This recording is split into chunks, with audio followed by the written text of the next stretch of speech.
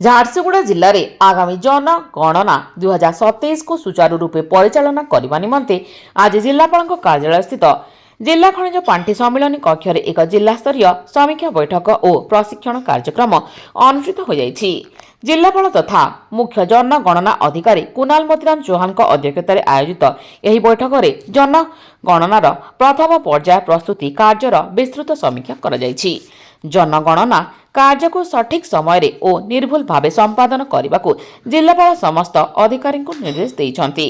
ସୂଚନା ଅନୁଯାୟୀ ଆସନ୍ତା 16 ଏପ୍ରିଲ 2026 ରୁ 15 ମଇ 2026 ପର୍ଯ୍ୟନ୍ତ ଜନଗଣନାର ପ୍ରଥମ ପର୍ଯ୍ୟାୟ ଅର୍ଥାତ୍ ଗୃହ ତାଲିକାକରଣ ଓ ଗୃହ ଗଣନା କାର୍ଯ୍ୟକ୍ରମ ଅନୁଷ୍ଠିତ ହେବ।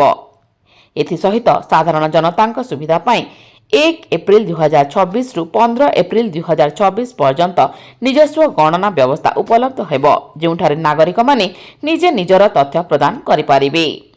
ଏହା ଦେଶର ପ୍ରଥମ ଡିଜିଟାଲ ଜନଗଣନା ହୋଇଥିବାରୁ ଏଥିରେ ବୈଷୟିକ ଜ୍ଞାନକୌଶଳର ବ୍ୟବହାର ଉପରେ ସର୍ବାଧିକ ଗୁରୁତ୍ୱ ଦିଆଯାଇଛି। ବୈଠକରେ ଜିଲ୍ଲାର ସମସ୍ତ ତହସିଲଦାର ଓ ପୌର ନିର୍ବାହୀ ଅଧିକାରୀ ଏବଂ ଅତିରିକ୍ତ ତହସିଲଦାରମାନଙ୍କୁ ମୋବାଇଲ ଆପ୍ ବ୍ୟବହାର ଓ ଜନଗଣନା ପରିଚାଳନା ଓ ନିରୀକ୍ଷଣ ପୋର୍ଟାଲ ସମ୍ପର୍କରେ ବିଧିବଦ୍ଧ ପ୍ରଶିକ୍ଷଣ ପ୍ରଦାନ କରାଯାଇଛି।